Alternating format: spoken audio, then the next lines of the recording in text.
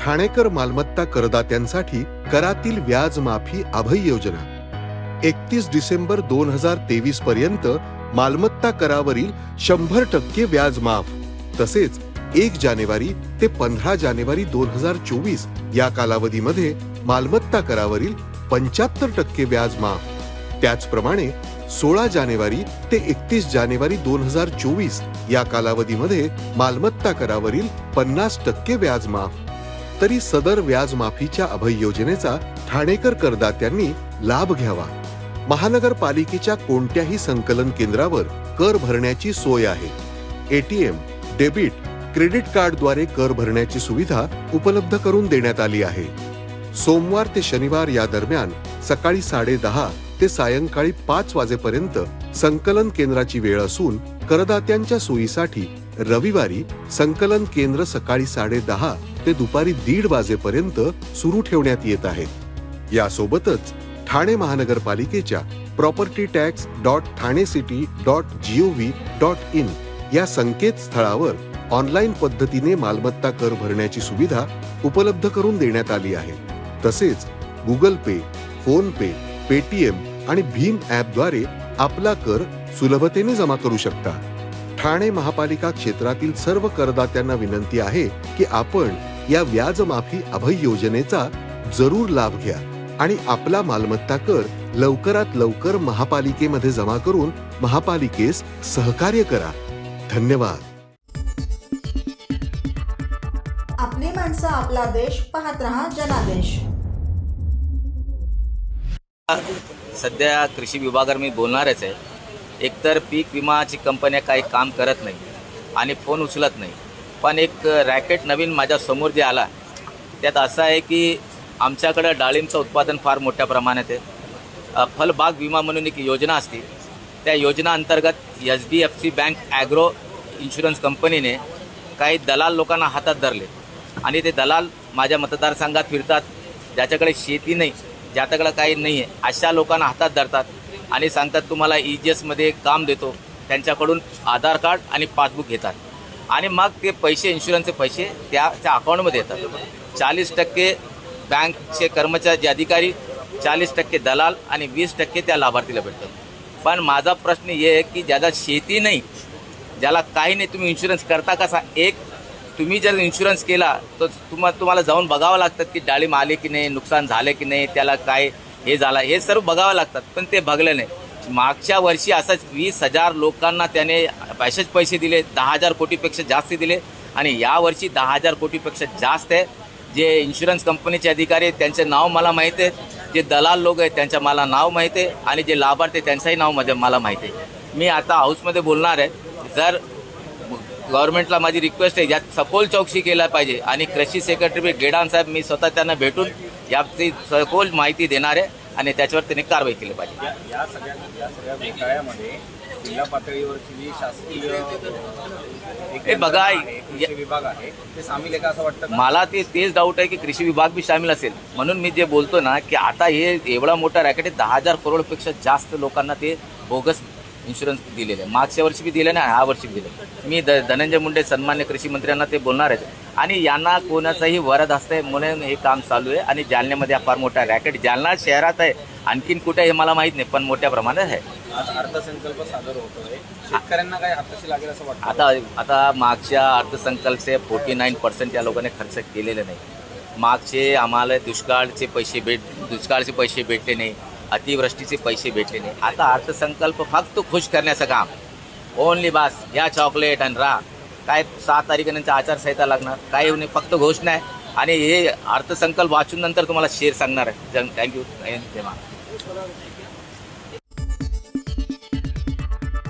आपली माणसं, आपला देश, पाहत रहा जनादेश। मनोज जरांगे पाटील यांचा बोलविता धनी कोण, ते जे आरोप करतायत ते गंभीर स्वरूपाचे आरोप आहेत। त्यामुळे या संपूर्ण प्रकरणाची, या आंदोलनाची, या जरांगे पाटलांच्या मागे नेमकं कोण आहे या सगळ्याची SIT चौकशी करा अशी मागणी करण्यात आली होती आणि त्यानंतर त्यांना अटकही करा अशी मागणी करण्यात आलेली आहे। तर SIT चौकशी लावण्यात आली। आपली काय प्रतिक्रिया? मला असं वाटतं का जे आरोप केले ते गंभीर आहे, त्याचं काही मी सहमत राहणार नाही. पण SIT चौकशी करायला पाहिजे. तर आतापर्यंत 3.5 लाख शेतकऱ्याच्या आत्महत्या झाल्या, तिथं कोणी असे आदेश दिले नाही. 250 तरुणांना मराठ्यांनी आत्महत्या केल्या, त्याची चौकशी व्हायला पाहिजे का नेमकं काय त्यांनी आत्महत्या करावं लागल्या.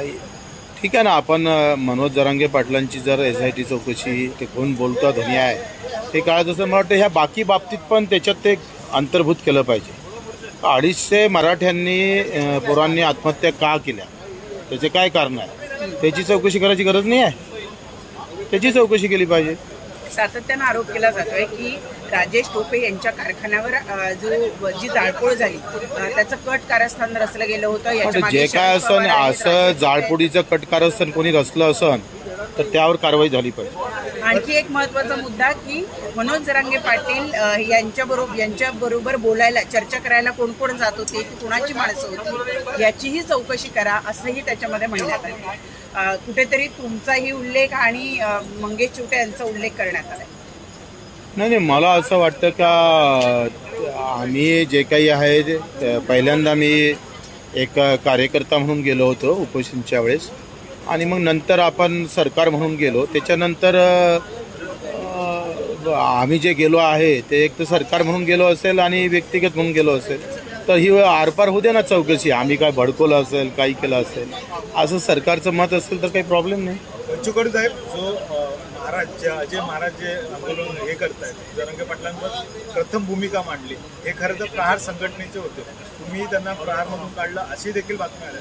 काय नेमकं की काय तुमच्याबरोबरचे कनेक्शन काय होतं? त्यांनी केवळ जरांगेंच्या विरोधात भूमिका घेतली म्हणून तुम्ही त्यांना काढून टाकलं. तुमच्या पत्रामध्ये असंही लिहिलेलं आहे की जरांगेंच्या विरोधात भूमिका घेऊ नये. आम्ही असं म्हटलं आहे की जरांगे असो की अधिक कोणी व्यक्तिगत कोणावर आरोप करू नये म्हणून ते काढलं. व्यक्तिगत नाही करावं म्हणून ते आम्ही काढलं. याबद्दल त्यांना बारसकरांना जेव्हा मी प्रश्न विचारला तेव्हा ते म्हणाले की मला दुःख आहे की माझ्या कठीण प्रसंगात बच्चू भाऊंनी माझ्या मागे उभं राहायला पाहिजे होतं, तर नेमकी त्यांनी माझी साथ सोडली. नाही, हे सगळं बरोबर आहे, पण एखादं आंदोलन उभं राहत असताना त्या आंदोलनाच्या संदर्भात व्यक्तिगत टीका टिप्पणी करणं हे पक्षाच्या हिताचं नाही, म्हणून आम्ही तो निर्णय घेतला. ही जी आता SIT लावण्यात आली आहे, या SITतून काय निष्पन्न होईल असं तुम्हाला वाटतं? सत्ताधारी आरोप करतायत की शरद पवारांचं हे कारस्थान आहे, विरोधक आरोप करतायत की नाही सत्ताधारी पक्षातलाच एक पक्ष जो आहे तो या सगळ्यांच्या मागे? माझं काय म्हणणं आहे, आरोप काही असू शकते, पण हे तर खरं आहे ना, सत्य आहे का 75व्या वर्षामध्ये मराठे 11 मुख्यमंत्री झाले, 140 मराठे हे आमदार आहे, मग आरक्षण का भेटलं नाही?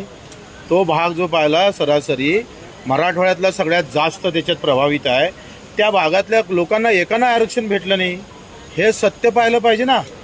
हे सत्य पाहण्याची क्षमता सरकारमध्ये असली पाहिजे. आखरी 11 मुख्यमंत्री ज्या समाजाचे होऊन सुद्धा त्यांना आरक्षण भेटलं नाही, तर बिलकुल ते मराठवाड्यातला जो भाग, मी विदर्भ म्हणत नाही, कोकण म्हणत नाही, पश्चिम महाराष्ट्र म्हणत नाही, पण मराठवाड्यातले जे 8-9 जिल्हे आहे हे लोक बघा आरक्षणाचे जगले, ते मागास असून सुद्धा जगले. मग याची चौकशी केली नाही पाहिजे? मग मराठा लोक असं म्हणतात का आपल्या समाजाचा माणूस असला म्हणजे समाजाचं चांगलं होते.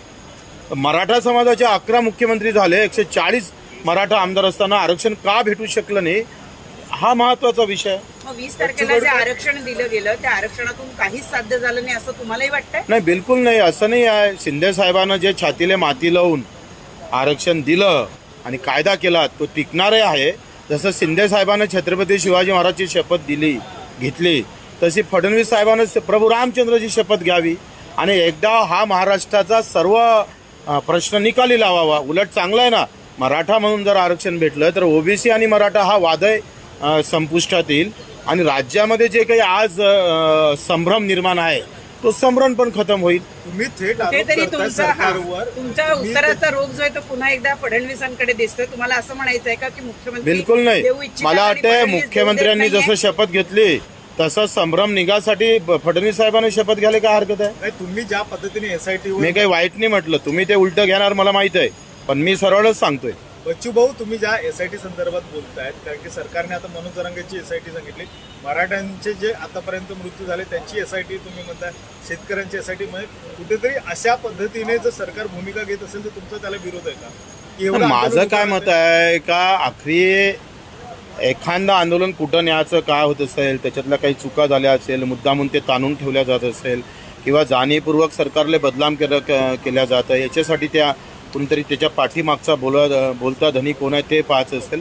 हे जसं बरोबर आहे तसं माझं असं मत आहे की 250 मराठ्यांनी पोरांनी आत्महत्या केल्या, त्याच्यावर आपल्याला विचार नाही करावा लागेल, त्याच्यावरही विचार करावा लागेल.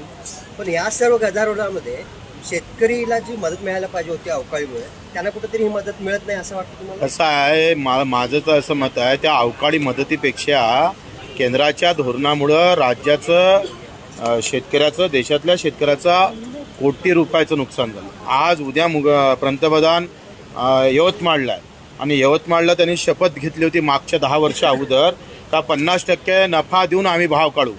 आता तुम्ही यवतमाळला जात आहे पुन्हा, आमचे मोदी साहेब त्यांना मुद्दामून आठवण करून देतोय का तुम्ही पहिली निवडणूक जेव्हा जिंकली तेव्हा तुम्ही त्या एका गरीब शेतकरी महिलाच्या घरी जाऊन 50% नफा धरून भाव देऊ असं तुम्ही तेव्हा आश्वासित केलं होतं. मग आता पुन्हा उद्या यवतमाळला आहे, त्यांना मुद्दामून आठवण करून देतो तुमच्या चॅनलच्या माध्यमातून तर ते 50% की गॅरंटी का है मोदी जी की, वो गॅरंटी होना ना हमको 50%. आज ते दिल्लीत आंदोलन सुरू आहे शेतकऱ्याचं, ते 50% नफा धरून भाव काढण्याचंच आहे. आणि इथं तर अशी खलबत आहे वांदा का कापसाचे 6,000 रुपयाचे 8,500 रुपये भाव 15% नफ्यानं पकडले होते. आपली माणसं आपला देश, पाहत रहा जनादेश. सरकारला जनतेच्या दरबारात गेल्यानंतर यांना धडा शिकवल्याशिवाय जनता राहणार नाही अशी परिस्थिती आज राज्यामध्ये मोठी बातमी येते आहे की जरांगे पाटील यांची SIT चौकशी केली जाणार आहे. त्यांची चौकशी करा अशी मागणी प्रवीण दरेकर यांनी केली होती आणि त्यामुळे आता त्यांची SIT चौकशी केली जाणार आहे अशी चर्चा कळते. खरं तर त्यांनी जे आरोप लावले त्या आरोपाची पण चौकशी व्हायला पाहिजे. वास्तविकता काय, आम्ही जे वारंवार सांगतोय की मुख्यमंत्री आणि जरांगे पाटलांचं जे भूमिका पाहिजे अशी भूमिका आमची काँग्रेस पक्षाची आहे. रश्मी शुक्ला यांना 2 वर्षाचं एक्सटेन्शन मिळाल्याची माहिती आहे. असं आहे, सगळ्या भूमिका मांडत असताना सरकार एक बोट दुसऱ्याकडे कळेल तर 4 बोटं त्यांच्याकडे आज आहे. हे आरोपीच्या पिंजऱ्यात आलेले हे सरकार आहे. केंद्रातलं तर सरकार आहेच, पण हे सुद्धा सरकार आरोपीच्या पिंजऱ्यात सापडलेलं सरकार आहे. हे आता जनता यांना त्या पद्धतीचे प्रश्न विचार. जरांगे यांना आलेला फोन हा शरद पवारांचा होता असं थेट आरोप केलेला आहे. आम्ही म्हणतोय ना, मी तुम्हाला आपली माणसं आपला देश, पाहत रहा जनादेश. सर्व नागरिकांना आवाहन करण्यात येत आहे की सध्या डासांमार्फत पसरणाऱ्या डेंग्यू या आजाराचा प्रसार रोखण्यासाठी प्रत्येकाने पुढील प्रमाणे कार्यवाही करावी. डेंग्यू आजार एडिस इजिप्ती हा डास चावल्याने होतो. या डासांची पैदास साचलेल्या किंवा साचवलेल्या स्वच्छ पाण्यामध्ये होते. 8 दिवसांपेक्षा जास्त दिवस पाणी उघडे व साचून राहिल्यास त्यात डास अंडी घालतात. अंड्यांच्या अळ्या तयार होऊन पुढे डास तयार होतात. यासाठी आपल्या घरातील पाणीसाठे उदाहरणार्थ बॅरल्स, पिंपे, टाक्या, हौद, रांजणे इत्यादी दर आठवड्याला रिकामे करून घासून पुसून कोरडे करून पुन्हा भरावे. 1 दिवस कोरडा दिवस म्हणून पाळावा. पाणी साठ्यांना घट्ट झाकणे बसवावीत किंवा जुनी साडी, चादर, धोतर यांनी बांधून झाकून ठेवावीत, म्हणजे डास त्यात जाऊन अंडी घालणार नाहीत. घराच्या गच्चीवर, आजूबाजूला, अंगणात कोठेही पाणी साचू देऊ नये. भंगार सामान उघड्यावर टाकू नये. उदाहरणार्थ टायर्स, प्लास्टिक सामान, कुंड्या, टाकाऊ वस्तू इत्यादी. अशा सामानात पावसाचे पाणी साठून त्यात डेंग्यूच्या डासांची पैदास होते. घरातील कूलर्स, फ्रीजच्या पाठीमागील ट्रे हे देखील वेळोवेळी कोरडे करावेत. लक्षात ठेवा, नुसत्या फवारणीने डास घनता कमी होत नाही, तर त्यासाठी डास पैदास ठिकाणे नष्ट करणे ही आपल्या सर्वांची जबाबदारी आहे. कोणताही ताप अंगावर न काढता जवळच्या शासकीय रुग्णालयात मोफत औषधोपचार घ्या. अशा प्रकारे नागरिकांनी सहकार्य केल्यास डेंग्यूचा प्रसार रोखणे सहज शक्य आहे.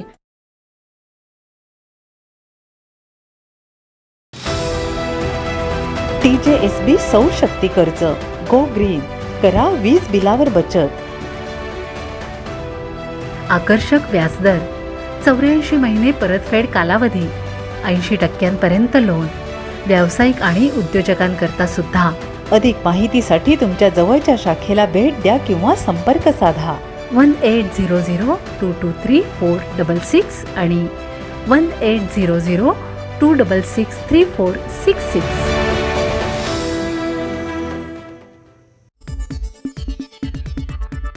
आपली माणसं आपला देश पाहत रहा जनादेश.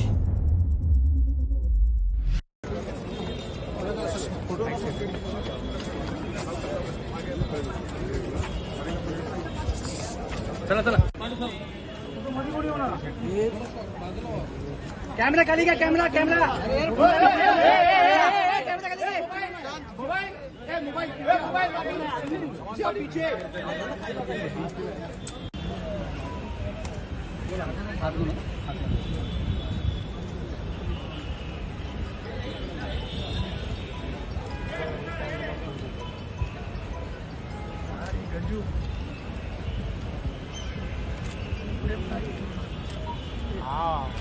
बस खाली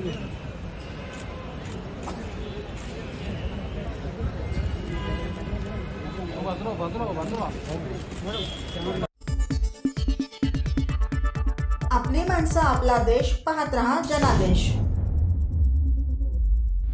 प्रयत्न केला गेला तो दुर्दैवी होता. आणि पहिल्या दिवसापासून मी बोलतोय, अटक कोणाला करावी हा सरकारचा प्रश्न आहे.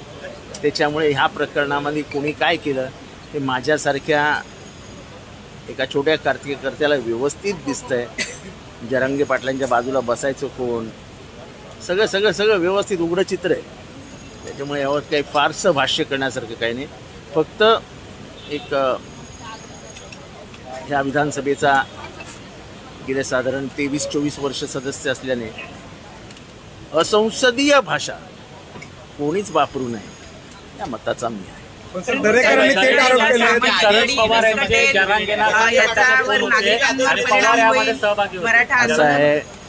असं आहे की सध्याच्या मॉडर्न टेक्नॉलॉजीमध्ये कुणी कुणाला फोन केले हे रश्मी शुक्ला यांना सांगावं तुम्ही, कारण का ते एक्सपर्ट आहेत त्याच्यात, आणि फोन नंबर बाहेर काढावेत. आमचं आव्हान आहे. कसं आहे की महाराष्ट्राच्या राजकारणामध्ये शरद पवारांचं नाव घेतलं की झाली हेडलाईन. तुम्ही आज दिवसभर तेच चालवणार. दरेकरांचा आरोप सिद्ध करा ना. असं गोपीनाथ मुंडे अनेक वेळा आरोप करून सत्तेत आले. पुरावा काय दिल्यानंतर 1% पुरावा देऊ शकले नाही. राजकारणात खळबळजनक वृत्त येईल अशी भाष्य करायची आणि त्याचा वापर निवडणुकीसाठी करायचा. निवडणुकीसाठी ना जनता लक्षात ठेवते ना राजकारणी लक्षात ठेवतात. ते दुर्दैव आहे. अत्यंत जबाबदारीने बोललं पाहिजे. आरोप करताना अत्यंत जबाबदारीने केला पाहिजे. जरांगेंच्या पाटलांच्या बाजूला कोण बसायचं, बंद खोलीत चर्चा कोण करायचं हे काय आम्हाला माहीत नाही. पण ते सरकारचं काम होतं. सरकारने केलं ते सरकारनेच भोगावं बघावं. आम्हाला काही घेणं देणं नाही. पण त्यामुळे पुन्हा एकदा आणि राजेश टोपे किंवा कोणी असतील येऊ द्या ना, सगळं समोर येऊ द्या ना. आम्ही घाबरत नाही ना. कर नाही त्याला डर कशाला हो. हे सगळं तू रडल्यासारखं कर, मी मारल्यासारखं करीन, मग आरडाओरड कर, मग मी बसलेलो असेल, मग वरनं एक आदेश येईल. आम्ही पण सत्तेत होतो. आम्हालाही माहिती आहे अध्यक्षाला सकाळी काय फिडिंग करण्यात येतं. तेव्हा हे सगळं एखाद्या नवख्या माणसाला महाराष्ट्रामध्ये जेव्हा तुम्ही दाखवत असाल तेव्हा खरंच वाटत असेल काय गांभीर्याने चालू आहे.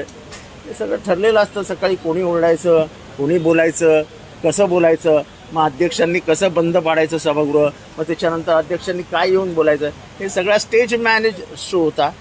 तेव्हा याच्याबद्दल फार गांभीर्याने काही घेण्याची मला एक महत्वाचा आणि गंभीर आरोप केला. चौकशीचे आदेश राजकीय फायद्यासाठी आहे असं तुम्हाला वाटतंय? हे एकंदर मराठा आणि ओबीसी यांचं आंदोलन जे आहे त्याच्यातनं आपल्याला या दोन्ही जातींमध्ये तेढ निर्माण करून ह्याच्यामध्ये आपल्याला फायदा कसा घेता येईल याचा राजकीय विचार केला. आणि मी माझ्यासारखा एक ओबीसी समाजाचा माणूस हा विचार करत होतो की गेले अनेक वर्ष बालाबलुतेदार एकत्र राहिलेत, ह्यांच्यामध्ये दुफळी माजवणं हे म्हणजे महाराष्ट्राचा घात करण्यासाठी. अमोल मेटकरींनी परत एकदा आव्हान दिलंय तुम्हाला. अहो, मला आयुष्यात खूप चांगले विषय आणि खूप चांगली माणसं ओळखतात. ऐका ना, पण आता ही राजेश SIT टोपेंच्या कारखान्यामध्ये हा सगळा गट जरांगेने रचला असेल. मला माझ्या अंदाजाने राजेश टोपेंची जी शुगर फॅक्टरी आहे त्याच्यात कुठेतरी एका क्वार्टरमध्ये गेले अनेक वर्ष जरांगे राहतात असं माहिती आत्ता मला मिळाली. मला खरंच सांगतो, जरांगेंच्याबद्दल 1% माहिती नाही. जरांगे पाटील यांचा बोलवता जरी सरकारच आहे, सरकारची जी खेळी आहे असं मला हे मला काहीच बोलायचं नाही. पण आता या मागणीनंतर कुठेतरी पुन्हा एकदा तेढ निर्माण होईल. मराठा समाज या चौकशीच्या असं आहे की मला पहिली मागणीनंतर गोष्ट हीच सांगायची अटकल्यानंतर- आजही मराठा समाजाला की तुमच्या इथे गुळ लावला गेला आणि जो गुळ लावणारे होते ते फक्त गुळ मिळणारच नव्हता. संसदेच्या मान्यतेशिवाय तुम्हाला आरक्षण मिळणारच नव्हतं. पण तुम्हाला हे येऊन सांगायचे देतो देतो देतो. अहो, त्यांच्याच हातातच नाही तर देणार कुठनं? जे 10% आरक्षण दिलेलं आहे ते 10% आरक्षण मला त्याच्याबद्दलही काय बोलायचं नाही. सरकार आहे, सरकार फार मायबाप सरकार असतं. काय करतील बघूया आता. नावासाहेब, एक असा प्रश्न उपस्थित होतो, जरांगे पाटील यांच्या वक्तव्याचं समर्थन मुळात नाहीच आहे, पण त्यांनी केल्यानंतर असंसदीय भाषा आणि राजकारण्याच्या तोंडून जेव्हा शिवाशाप येतो, नाही मग नाही, ते- मी त्यांना जेव्हा कुठला निकष लावायचा मी आपण? आता जेव्हा भाषण ऐकत होतो की ते लोकांच्या आई बहिणी काढतात वगैरे वगैरे वगैरे, गेले 15 दिवसामध्ये घोडा लावीन इथपासनं गाढवं लावीन इथपासनं सगळ्या भाषा झाल्या. त्याच्याबद्दल कोणीच बोलायला तयार नाही. हा दुजाभाव कशासाठी? आणि दुर्दैवाने सुसंस्कृत पक्षाचे प्रतिनिधी जेव्हा असं बोलत असतील याच्याकडेही लक्ष द्यायला हवं. आपली राजकीय संस्कृती काय आहे आणि आपण कुठे जातो आहोत हे सगळ्यांनीच विचार करायला हवा. प्रकाश आंबेडकर असं 6 म्हणाले महिन्यापूर्वी कोणालाही माहीत नसणारा जरांगे आता शरद पवारांचा बाप झाला असं एक वक्तव्य जे आहे ते प्रकाश आंबेडकरांनी केलंय. तुम्ही कसं पाहताय त्याला? कुणी काय वक्तव्य करावं याच्यावर माझं नियंत्रण नाही. आणि शरद पवारांना ना तर कोणाचा बाप व्हायचा आहे ना त्यांचा कोणी बाप होऊ शकतो. शरद पवार. आता भाषेचा विषय निघाला म्हणून आज जागतिक मराठी दिवस आहे आणि तुम्ही आता म्हणालात की गेल्या 15 दिवसांमध्ये खूप वेगवेगळे शब्दप्रयोग ऐकलेले आहेत. त्या निमित्तानं जरांगे पाटील देत असलेल्या शिव्यांच्या निमित्तानं एकूणच भाषेच्या पातळीबद्दल काय म्हणणं आहे तुमचं? आज मराठी काय भाषा दिन आहे. कुसुमाग्रज आता या कविता फक्त पुस्तकात राहिल्या आहेत. आणि भारत आंबेंची एक कविता आहे, जनपळवर म्हणतील हाय आहे ते जाता राहील कार्य काय. तसं झालंय आता. जनपळवर म्हणतील हाय हाय. सर, हिंदी में जानना चाहेंगे, जरांगे पाटिल ने जो बयान दिए थे उसके SIT जांच होने वाली है, मांग की थी विपक्ष ने भी कि इसके पीछे कौन है? जरूर सरकार को उसको ढूंढना चाहिए. 4 महीने से आपली माणसं आपला देश पाहत रहा जनादेश.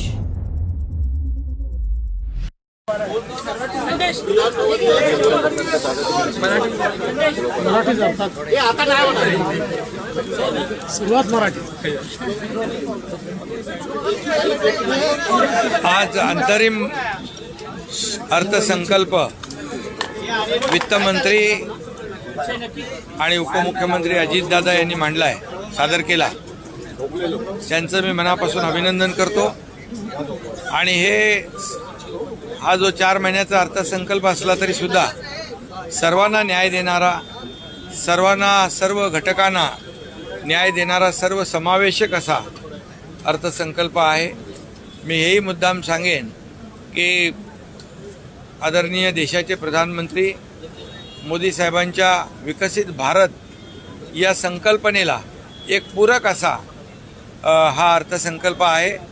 आणि यामध्ये मोठ्या प्रमाणावर दुर्बल घटक आहेत, महिला आहेत, शेतकरी आहेत, कामगार आहेत, तरुण आहेत, ज्येष्ठ आहेत, सगळ्यांनाच यामध्ये समावेश केलेला यांचा. मोठ्या प्रमाणावर पायाभूत सुविधांसाठी या अर्थसंकल्पामध्ये निधी ठेवलेला आहे. पायाभूत सुविधा म्हणजे कनेक्टिव्हिटी जी आहे, रोड कनेक्टिव्हिटी, रोड मोठ्या प्रमाणावर आपण याच्यामध्ये रस्ते ह्यामध्ये असतील, PWDचे असतील आणि ग्रामीण रस्ते असतील, शहरी रस्ते असतील, या सर्वांना प्राधान्य दिलेलं आहे. रेल्वेला आपण रेल्वे मार्गांना प्राधान्य दिलेलं आहे. त्याचबरोबर एअरपोर्ट जे आहेत आपले, एअर कनेक्टिव्हिटी वाढली पाहिजे त्यासाठी आपण प्राधान्य देतो आहे. आपले पोर्ट आहेत ते डेव्हलपमेंट करण्यासाठी आपण प्राधान्य देतो आहे. कारण कुठलाही राज्य जे आहे त्याच्या पायाभूत सुविधा मध्ये जे राज्य पुढं असतं त्याचा विकास आणि प्रगती वेगाने होत असते आणि म्हणून पायाभूत सुविधांना देखील मोठ्या प्रमाणावर प्राधान्य दिलं आहे. त्याचबरोबर आपल्या महिलांसाठी ज्या योजना आहेत, महिला सक्षमीकरण असेल, अंगणवाडी सेविका असतील, आशा वर्कर असतील आणि या महिला सक्षमीकरण, लेक लाडकी लखपती योजना त्यासाठी आपण तरतूद केलेली आहे. महिला बचत गट त्यांना सक्षम करणं, स्वतःच्या पायावर उभं करणं याला आपण प्राधान्य दिलेलं आहे. आणि एकंदरीत यामध्ये सिंचन आहे, शेतकऱ्यांसाठी जलसंपदा विभागासाठी मोठ्या प्रमाणावर आर्थिक तरतूद केलेली आहे. दुष्काळग्रस्त जे भाग आहेत त्यांच्यासाठी देखील मोठ्या प्रमाणावर आपण यामध्ये तरतूद केली आहे. समोरचं संभावित सगळ्या गरजा लक्षात घेऊन आणि शेतकऱ्यांना देखील आपण वेळोवेळी जे काही नैसर्गिक संकटाला सामना करावा लागतोय यासाठी देखील शेतकऱ्यांसाठी आज आपण या अर्थसंकल्पात देखील तरतूद केलेली आहे. जसं नमो सन्मान शेतकरी योजना जी आहे तशीच आपल्या सरकारने देखील 6,000 केंद्राचे आहेत तसे 6,000 रुपये आपण आपले देखील त्याच्यामध्ये टाकलेत. मला वाटतं उद्या आपलं ते 2 हप्ते देखील आपण शेतकऱ्यांच्या खात्यावर थेट जमा करणार आहोत. यामध्ये पीक विम्याचा देखील आपण हे केलं. मुख्यमंत्री सौर ऊर्जा जी आहे त्याला आपण प्राधान्य दिलेलं आहे. आणि एकंदरीत जी काही तीर्थस्थळं आहेत, गडकोट किल्ले आहेत, आपली संस्कृती आहे, आपली परंपरा आहे, यांना देखील आपण या अर्थसंकल्पामध्ये प्राधान्य दिलेलं आहे.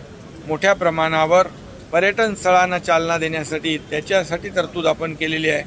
मी सर्व डिटेलमध्ये जात नाही, परंतु एकंदरीत जे सर्वसमावेशक सर्व घटकांना न्याय देणारा हा अर्थसंकल्प या ठिकाणी या 4 महिन्याचा आहे.